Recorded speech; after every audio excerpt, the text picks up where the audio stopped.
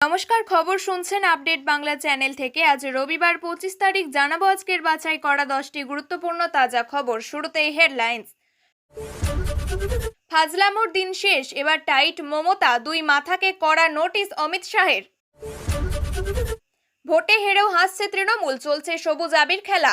হচ্ছেটা কি নন্দীগ্রামে? অপারেশন সিন্দুর ব্যাপক ক্ষতি করেছে, হাটে হাড়ি ভাঙলেন পাক পাঞ্জাবের মুখ্যমন্ত্রী। পুলিশ কনস্টেবলের ইউনিফর্ম চুরি করে সেই পোশাকেই দুর্ব্যবহার, গ্রেপ্তার সিভিক ভলেন্টিয়ার।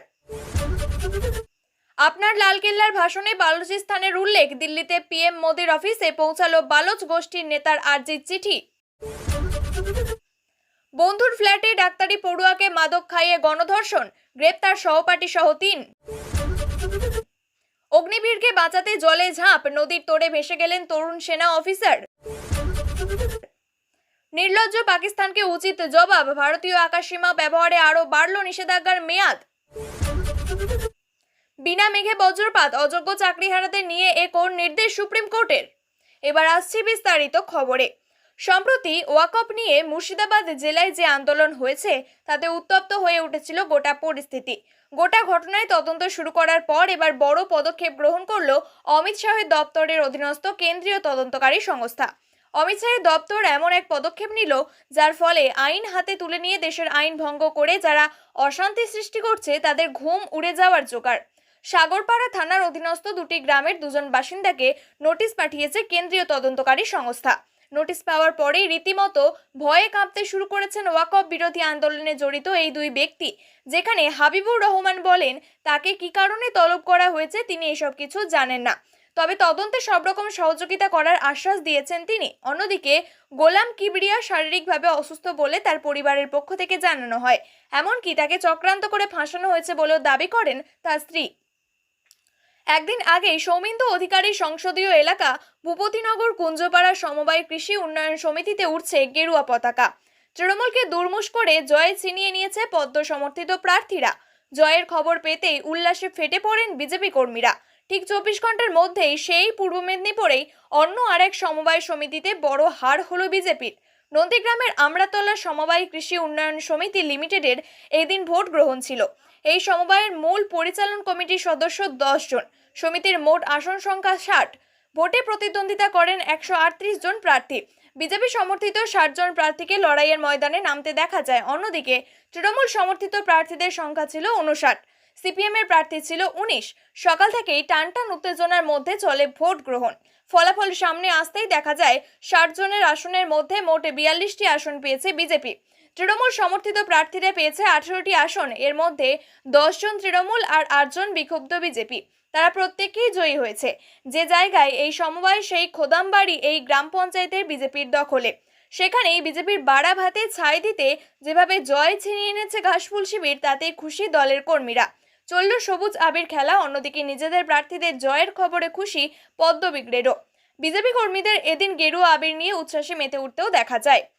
পাক সেনা তাদের বিক্রম দেখিয়েছে, ভারতকে পাল্টা আঘাত এনেছে তারা, এমনটাই বলে বেড়াচ্ছেন পাক রাজনীতিবিদরা। কিন্তু তাদের সেই মিথ্যাচারে হাঁড়ি হাটে ভেঙে দিলেন নওয়াজ শরীফের মেয়ে ও পাক পাঞ্জাবের মুখ্যমন্ত্রী মরিয়ম নওয়াজ শরীফ। তিনি স্বীকার করে বলেন ভারতের অপারেশন সিন্দুর পাকিস্তানের বিপুল ক্ষতি করেছে। সম্প্রতি পাকিস্তান তেহরিক ই ইনসাফ পার্টির কর্মীরা পাক সেনার অফিসে হামলা চালায়। সেই হামলার কথা বলতে গিয়েই তিনি অপারেশন সিন্দুরে কথা টেনে আনেন। উল্লেখ্য, পেহেলগাঁও জঙ্গি হামলার পর ভারতে পাকিস্তানের জঙ্গি ঘাঁটি এবং সেনা স্থাপনের উপরে আঘাত আনে। এর মধ্যে রয়েছে রাওয়ালপিন্ডির মিলিটারি হেডকোয়ার্টার এবং আঘাত আনে পাকিস্তানের ইতিহাসে এখনকার দিন। মরিয়ম নওয়াজ বলেছেন ভারত পাকিস্তানের প্রবল ক্ষতি করেছে। মরিয়মের কাকা ও পাকিস্তানের প্রধানমন্ত্রী শেহবাজ শরীফ সম্প্রতি ভারতের আঘাতে পাকিস্তানের ক্ষতির কথা গিলতে বাধ্য হয়েছেন। এরপরই মুখ খুললেন মরিয়ম। শেহবাজ শরীফ স্বীকার করেছেন ভারতের ব্যালিস্টিক মিসাইল নূর খান এয়ারবেসে আঘাত এনেছে। জেনারেল আসিম মুনির রাত 2:30টায় ফোন করে সেই খবর দিয়েছেন তাকে। ফের সিভিক ভলেন্টিয়ারের কুকীর্তি ফাঁস, অভিযোগ পুলিশ কনস্টেবলের ইউনিফর্ম চুরি এবং সেই পোশাকে দুর্ব্যবহার করে সিভিক ভলেন্টিয়ার নীরজ সিংহ। স্থানীয়দের অভিযোগের প্রেক্ষিতে গ্রেপ্তার করা হয় তাকে। প্রগতি ময়দান থানার সিভিক ভলেন্টিয়ারকে প্রথমে থানার এক কনস্টেবল ইউনিফর্ম চুরি, তারপর সেই পোশাক পরে কসবা এলাকায় গিয়ে দুর্ব্যবহারের অভিযোগ, আর এই অভিযোগে এবার গ্রেপ্তার করা হলো এক সিভিককে। দুর্ব্যবহারের অভিযোগ জানিয়ে পুলিশে ফোন করেন এলাকাবাসী। বৃহস্পতিবার রাত্রে 100 ডায়াল করে একজন ফোন করেন। তিনি অভিযোগ করেন নীরজ সিংহ নামে এক সিভিক ভলেন্টিয়ার কনস্টেবল পোশাক পরে খারাপ ব্যবহার করছে। কসবা থানার পুলিশ এসে গ্রেপ্তার করে নীরজ সিংহকে। ছদ্মবেশ ধারণ এবং চুরির মামলা রুজু করেছে পুলিশ। শুরু হয়েছে বিভাগীয় তদন্ত। সূত্রের খবর, জিজ্ঞাসাবাদে উঠে আসে চুরি এবং দুর্ব্যবহারের অভিযোগ। সূত্র মারফত জানা গিয়েছে আগেও এই ধরনের কাণ্ড ঘটিয়েছে নীরজ। জেরায় তা স্বীকার করেছে অভিযুক্ত। আগামীকাল থেকে তোলা হবে আদালতে। পাকিস্তানের প্রশাসনের বিরুদ্ধে বহুদিন ধরেই প্রতিবাদ মুখর বালুচিস্তান। সদ্য সেখানে বালুচিস্তানের স্বাধীনতার পক্ষে সুর চড়া হয়েছে। এদিকে পেহেলগাঁও পরবর্তী সময়ে পাকিস্তানের বিরুদ্ধে জোরালো অপারেশন সিন্দুর শুরু করেছে ভারত। সেই আবহে দিল্লির প্রধানমন্ত্রী নরেন্দ্র মোদীর দপ্তরে এসে পৌঁছালো বালোচ গোষ্ঠীর নেতার চিঠি। বালোচ আমেরিকান কংগ্রেসের নেতা তারাচাঁদ বালোচ, তিনি বালুচিস্তানের প্রাক্তন মন্ত্রী। তিনি চিঠিতে সরাসরি ভারতের প্রধানমন্ত্রী নরেন্দ্র মোদীর কাছে জানান আর্জি হলো পাকিস্তানের নিপীড়ক শাসনের বিরুদ্ধে বালুচ জাতীয় প্রতিরোধকে নৈতিক, রাজনৈতিক এবং কূটনৈতিক সমর্থন প্রদানের জন্য ভারতকে আহ্বান জানান। দিল্লিতে প্রধানমন্ত্রী নরেন্দ্র মোদীর দপ্তরে দুটি আনুষ্ঠানিক চিঠি এসেছে ওই বালুচ নেতার তরফে। বালুচিদের প্রতি ভারতের অতীত সংহতির প্রতি কৃতজ্ঞতা প্রকাশ করেছেন। বিশেষ করে লালকেল্লা থেকে স্বাধীনতা দিবসের ভাষণে এই মন্তব্যের উল্লেখ করেছেন তারাচাঁদ। চিঠিতে পাকিস্তানি সেনাকে জিহাদিস্ট আর্মি বলে উল্লেখ করা হয়েছে। এই চিঠিতে তারাচাঁদ বলেছেন, একটি জিহাদি সেনাবাহিনী দ্বারা শাসিত এই দুর্বল ধারণাটির দেশ আমার হাজার হাজার দেশবাসী নিখোঁজ, নির্যাতন, মৃত্যু এবং বালুচ্যুতির হয়েছে তার জন্য দায়ী এবং বালুচ সংগ্রাম সম্পর্কে বিশ্বব্যাপী সচেতনতার অভাব নিয়েও উদ্বেগ প্রকাশ করে বলেন, ভারতীয় গণমাধ্যমের বাইরে অধিকৃত বেলুচিস্তানে পাকিস্তান রাষ্ট্র কর্তৃক সংঘটিত নৃশংসতার খুব কমই স্বীকৃতি রয়েছে। চিঠিতে সিন্ধু জল চুক্তি বাতিলেরও প্রশংসা করেছেন ওই বালোচ নেতা।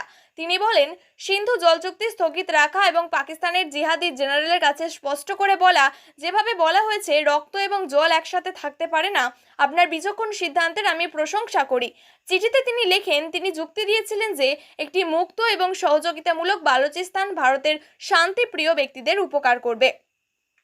মুম্বাইয়ের ডাক্তারি পড়ুয়াকে গণধর্ষণ, ফ্ল্যাটে নিয়ে গিয়ে ধর্ষণের অভিযোগ উঠল নির্যাতিতার দুই সহপাঠী এবং তাদের পরিচিত এক বন্ধুর বিরুদ্ধে। 3 জনকে গ্রেপ্তার করেছে পুলিশ। পুলিশ সূত্রে জানা গিয়েছে, নির্যাতিতা তরুণী আদতে কেরলের বেলগাভির বাসিন্দা। তিনি মুম্বাইয়ের সাংলিতে একটি MBBS কলেজের ছাত্রী। চলতি মাসের 18 তারিখ নির্যাতিতা দুই বন্ধুর সঙ্গে রাত্রে থিয়েটারে গিয়ে সিনেমা দেখার পরিকল্পনা করেন। সিনেমায় যাওয়ার আগে এক বন্ধুর কথায় তার ফ্ল্যাটে গিয়ে ওঠেন নির্যাতিতা। সেখানেই তাকে মদ্যপান করান বন্ধুরা। তরুণী অবচেতন হয়ে পড়লে 3 জনে মিলে তাকে গণধর্ষণ করা হয় বলে অভিযোগ। কাউকে বিষয়টি জানালে তরুণীকে প্রাণে মারার হুমকিও দেওয়া হয় বলে অভিযোগ। সেই ভয়ে এতদিন তিনি কিছু বলেননি। তবে অবশেষে পরিবারকে সেই ভয়ঙ্কর রাতের কথা জানান নির্যাতিতা। তারপরেই শুক্রবার বিশ্রামবাগ থানায় অভিযোগ জানায় ওই তরুণী। সেই প্রেক্ষিতে 3 অভিযুক্তকে গ্রেপ্তার করেছে পুলিশ। ধৃতদের বয়স 20 থেকে 22 বছরের মধ্যে। তাদের বাড়ি পুনে, সোলাপুর এবং সাংলিতে। ধৃতদের আদালতে তুললে বিচারক আগামী 27 তারিখ পর্যন্ত পুলিশে হেফাজতের নির্দেশ দিয়েছেন। তদন্ত চলছে বলে জানিয়েছেন তদন্তকারীরা। প্রবল বৃষ্টিতে ফুলে ফেপে উঠেছে সিকিমের নদীগুলি। নদী এখন প্রবল খরস্রোতা। সেখানেই ঘটে গেল ভয়াবহ ঘটনা। চাকরির জীবনে যোগ দেওয়ার মাত্র 6 মাসের মধ্যেই নিভে গেল জীবনদীপ। দেশের জন্য লড়াই করার স্বপ্নটা কেড়ে নিল পাহাড়ি নদীর ভয়ঙ্কর টান। সিকিমে এক সহকর্মীকে বাঁচাতে গিয়ে মারা গেলেন 23 বছরের তরতাজা যুবক।